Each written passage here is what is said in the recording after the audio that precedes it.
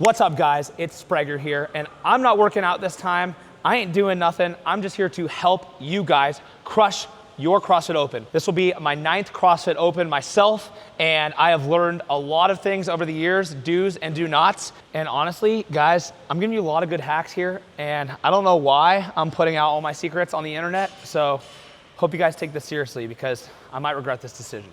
So if you're planning on signing up for the Open this year, this video is gonna help you level up in the top 10 most common movements we see in the Open. One last thing before we dive into the movements themselves is why we focus on movement efficiency. It's not only gonna help you move faster, but it's also gonna help you save energy in your workouts, so you're gonna maximize your score. Okay guys, movement number 1. Honestly, this movement showed up every year in the Open that I can think of, and every year that I've done the Open, the thruster. 3 points of performance. The first thing we're gonna focus on is the initial pull. The initial pull meaning how you get the bar to your front rack. A lot of people I see a common fault is they clean it up first and they start their squat.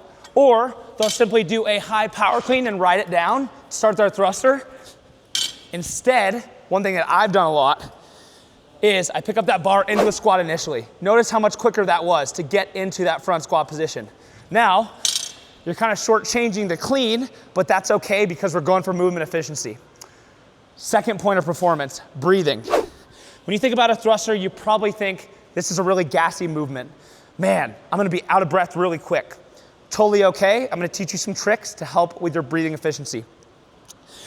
First trick is when that bar is in your front rack, it's a lot harder to breathe, for me at least, than when it's overhead. So I usually get a breath in or out overhead rather than in my front rack or in my bottom of my squat. So you'll notice I'm breathing a lot when I'm overhead.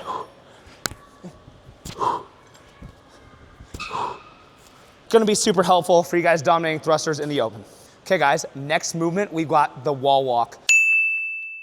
Personally, one of my favorite movements. Love wall walks, think they're super fun, super versatile, and great test of shoulder endurance and stability.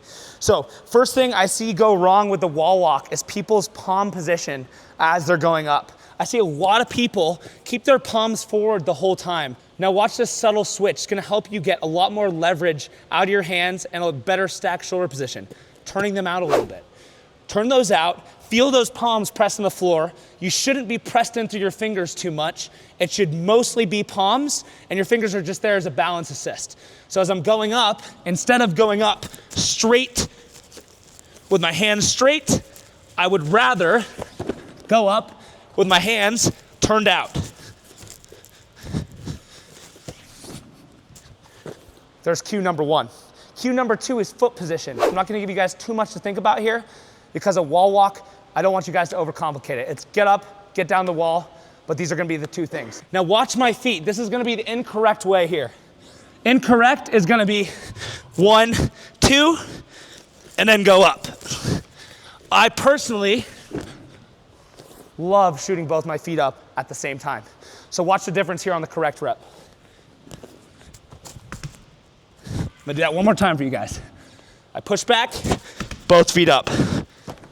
It's gonna save me milliseconds each time, or seconds if you're quicker with it.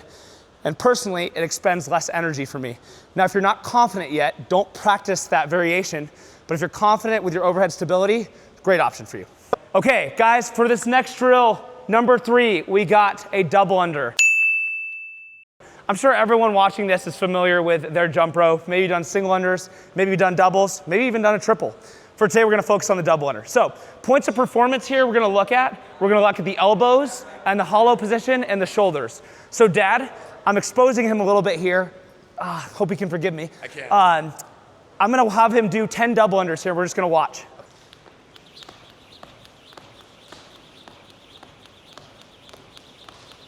Awesome. So actually, that was not as bad as I was anticipating. I have seen my dad do double unders right here. Yeah, iron cross. Completely iron crossed. Now, here's the thing. That's a natural habit that we have to work away from. So points of performance here, you're gonna think about pinning your elbows to your rib cage. You're gonna think about opening your palms in an anatomical position and pinning them to your hips. So the more we can work here, the less shoulder fatigue you're gonna have. The more you're out here, the more shoulder fatigue you're gonna have, because you're literally holding this weight out by your side while moving, and so it's not efficient. So efficient double unders is gonna look something like this. Notice the elbows are pinned in, the wrists are pinned in, they're not out here, and I'm not jumping too high. I'm in here tight. That brings me into my next point, the hollow position. The hollow position and your double under essentially means you're not jumping crazy like this. You're staying straight up and down and you're bounding off your feet. I see a lot of people start to go crazy with their chest and start to do crazy things with their upper body or their lower body even, tucking their knees, jumping like this. Not gonna cut it. So, hollow position. If you've done any bit of CrossFit, you should know this is our hollow hold. We wanna establish this with the double under. So with your double under here, think about establishing that hollow body position with those arms by your side, and you're generally gonna bound better. That is the double under. Okay, next guys, you're gonna want some grips because we're doing toes to bar and chest to bar. I recommend the Element 26 Vice grips. They're actually Scott Panchik's signature grip, but I'm literally locked to the bar with these things. So if you need a good pair of grips for the open, these are your choice. Okay guys, next movement. As I told you, you're gonna need your grips, and you're gonna need a rig. Toes to bar. Very common one in the open again. What I want you guys to think about here is your amplitude swing. How far you come forward and how far you come back. Depending on that is how snappy you wanna be. So if you have a small amplitude swing, which looks like this, you're gonna need a quicker snap and it's gonna be a quicker cycle rate. If you have a long amplitude swing, you can afford to have slower reps, maybe keeping those knees locked out and doing a straight leg toe to bar. So 2 different variations of toe to bar. I like to use the shorter amplitude swing when it's a quicker workout and I need quicker reps. But it is a little bit more muscular on your grip and your core because you're going quick. The longer swing is gonna be good for those long endurance workouts. Think of workouts where you're doing big sets and you need to be efficient on taking quick breaks. So 2 kinds of toes to bar. Here's the first one, the quick hollow snap.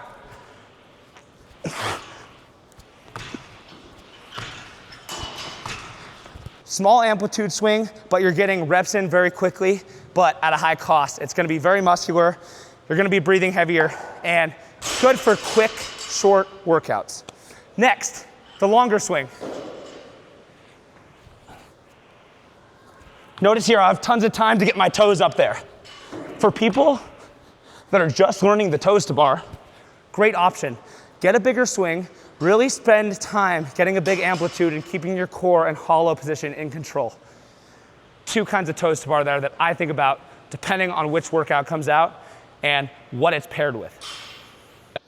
Side note, if you guys want to get better at all these movements, I actually put together a next-gen cardio threshold program which is going to help you with all these things, be more efficient, move better, have more capacity with each of these things, and overall increase your capacity in the open and functional fitness space. So if you're looking to train these movements and just be more efficient with all these things, I got you, link's gonna be below. Have to move over the mic because we are hitting our chest for chest to bars. Yes, your chest actually has to touch the bar, disclaimer. So for this next one, I want you guys to think again about the amplitude swing, but mainly a couple hacks I use for the chest to bar are looking up and puffing my chest at the top. It's gonna help me touch that chest to the bar. It's gonna help me create that oval shape, that circular oval shape, whatever you wanna call it, to repeat that butterfly motion. So, common faults with the chest to bar are people looking forward and not puffing their chest up. So I'm gonna show you some incorrect reps.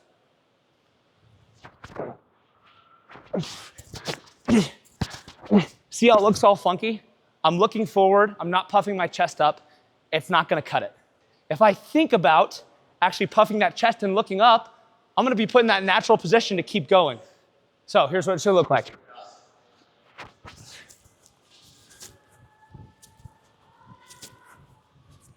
My eyes stay locked above, at the ceiling, or whatever you wanna look at that's above. If you're on an outdoor rig, whatever works for you. Look at the sky, look at the sun, get blind. Next thing to think about, I want you guys to think about that oval shape as I was talking about. So a lot of people will hit their chest and fall straight down. If we're looking at this plane, I need to be able to come back in front of it and circle behind it.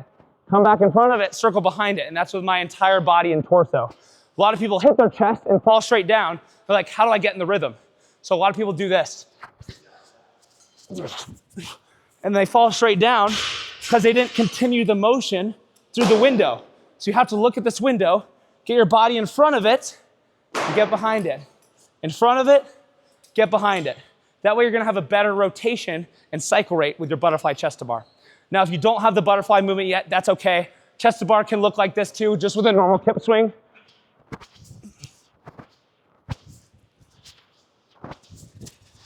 Great option if you're just learning and the butterfly skill is too much right now. Those are chest to bars.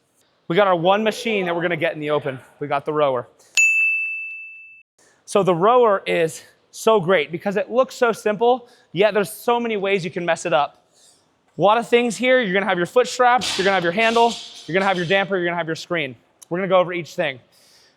Mainly, the big thing I see people doing is either aerobically rowing too much or muscularly rowing too much. So what that means is that based on how fast you row, that's gonna change up if it's an aerobic limiter or a muscular limiter. So this right here, it's gonna be super muscular. I'm going slow, but I have really powerful strokes. Now, this, I'm not being as powerful, but I'm going quicker. Lot more strokes per minute. But that's gonna come at cost of me breathing a little heavier. And my calories per hour, AKA my metric, was just about the same with both strokes. You can either go slow and powerful or fast and aerobic, and you'll be breathing more. So depending on the workout, what it's paired with, might change how you approach your stroke. I personally like to have my damper around a 5 to a 6. I feel like it's the perfect balance for me no matter what kind of workout it is. And I personally like to have my foot straps looser because they still hold me in place, but I can get in and out of them really quick in transition. Another thing I see people do when they sit down on their rower is they'll sit down and they'll put their feet in, kind of lollygag around, and they won't grab the handle first thing. The only way to get it to count your calories or your meters is to start tugging on the handle. So, how about when you sit down, first thing you grab is the handle and start pulling. Then you get a few seconds ahead of the guy that just sits down and waits to pull on the handle. So, rowing, I'm throwing a lot at you guys, but really important information if you want to crush your rowing in the open. Last thing here, I see a lot of early arm bend. So guys, when you grip the handle here, you're not thinking about pulling with the arms. What we need to do is drive with the legs, finish with the arms. Notice how my arms stay straight for like 3/4 of the motion until I'm here. So your arms should still be straight when your hands cross your knees. You don't want to lean back too much, but you also don't want to be completely straight. So a slight lean back is where I like to be, loading those legs, hamstrings, quads. You can make it more quad dominant by staying more upright, or you can make it more hamstring dominant by keeping your legs extended more. So, that being said, arms stay straight, 3/4 legs, 1/4 arms. Think about that. Instead of just yanking like this, you're not gonna be as efficient with your row stroke if you're trying to load your arms because they're not as strong as your legs, and that's just how we're built. Okay guys, the movement we all love to hate, the burpee. Common saying is buck the Furpees, and you can interpret that however you want. But I personally love burpees. They're freaking awesome. So, common fault I see with burpees is people loading the eccentric. People will go down and actually do a push-up to get down. That is so much harder than it needs to be. With a burpee, let gravity be your friend. Let the eccentric pull you down and you flop. And when you push up, same, try and scoop the floor instead of press off the floor. Scoop it up. Now, burpees, we do them onto a box, over a box, to a plate, burpee broad jumps, you name it. We do it to a target. There's so many ways to do burpees, but this will never change. You always want to utilize gravity on the way down, not load the muscles on the eccentric, and that's gonna help you be more efficient. Load less muscularly, load less aerobically, and you're gonna move faster. So, next being said, I want you guys to focus on 1 or 2 foot takeoff. You can either do a burpee with a step up, or you can do a burpee with a 2-foot takeoff. Now, pros and cons to both. The step up is gonna be good for saving your lungs and holding a consistent rate the whole time.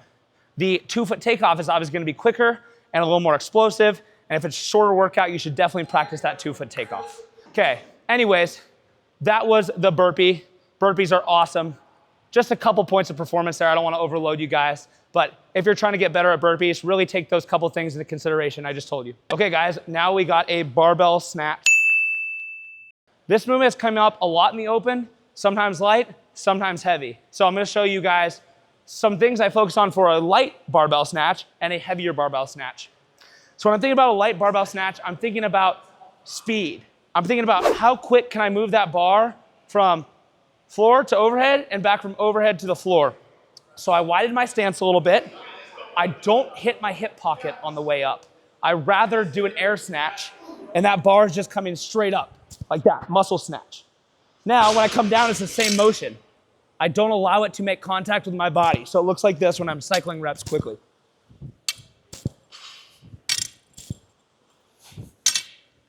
Okay guys, we got a heavy barbell snatch here. Obviously the weight's increased from the last bar. So when we're thinking about this movement, we don't wanna change the foot placement or how wide our feet are going.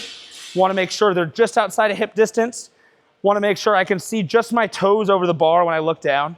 And then this time, with a heavier snatch, wanna make sure we're finding that hip pocket, which we call the power position in Olympic lifting, on both the way up and the way down, which is gonna help me cycle reps. So it's gonna look something like this.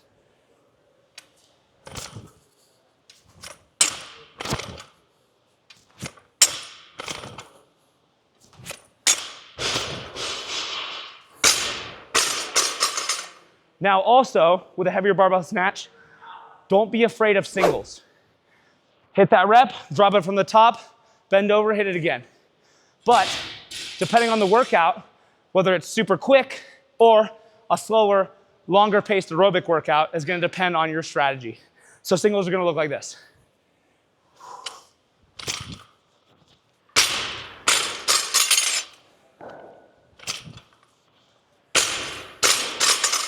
Awesome. Both barbell snatches, both same movements, just a little different way to think about them. Okay guys, box jump. Plyometric box. Normal height for the open is usually gonna be 20 inches for the ladies, 24 inches for the males. Couple things I want you guys to think about is being quick on your feet and not just standing around on the floor. When you guys get to the top and you step down, which is typically the standard, right when that foot hits, come right back up. Right when that foot hits. Now, if you wanna do them quick, it's gonna look something like this. Awesome. Another point of performance I see people doing a lot is when their legs get tired, they don't utilize the squat. So what I mean by that is they're trying to jump super high even when their legs are tired, which is gonna lead to a slower cycle rate than you're wanting. So instead, I encourage people to land deeper in that squat when their legs get tired so they can keep the repeatable cycle rate. So 1 rep, 2 reps. Ooh, I'm getting tired. I should catch deeper in that squat. Can't jump as high, but I can land in that squat. Notice how as I'm going, as I fatigue, I might land lower, but my cycle rate pretty much stayed the same. Points of performance for the box jump. Final movement, we got the dumbbell snatch. Newer to the open, newer, as our sport's only like 20 years old, but this has only been in the open for like the last 10 years. So the dumbbell, being efficient with the dumbbell starts with a stance. You wanna think about, this is hip width stance. I like to take half a step out to make me a little bit shorter. Then when I look at the dumbbell, I wanna make sure that handle is right in the middle of my feet. So I actually like to have a line where I like to punch the line as I come down as I'm doing that snatch. That's gonna keep my back fresh. That's gonna put me in a good posterior chain alignment. So I'm doing the reps correctly and not overloading my back or overloading my quads or you name it. You can kind of manipulate this movement a lot if you do it wrong, but if you do it right, you're gonna be able to go the longest and be the most efficient. So, dumbbell snatch, reach down, alternate arms, I'm punching that blue line each time.